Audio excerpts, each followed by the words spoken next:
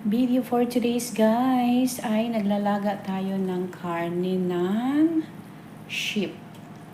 Ayan guys, yan kasi ang nakasanayan nila dito. Pagkatapos ng Ramadan ay kakain sila ng meat. Kita nyo naman.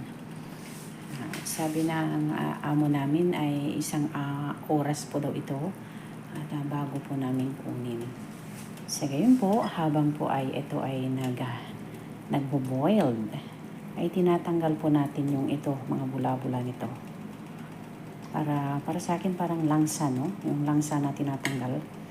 Actually, asin lang at saka tubig lang yung gamit nila dito. Pero sa tingin ko mas masarap kung may luya ito. Pero alam nyo naman, hindi naman sila gaya sa atin. Ano yung mga pinapagawa nila sa atin, yun lang ang susundin natin guys.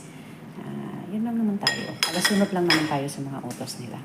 Yan guys, thank you so much sa panonood. I hope na masarap siguro ito. Try natin mamaya.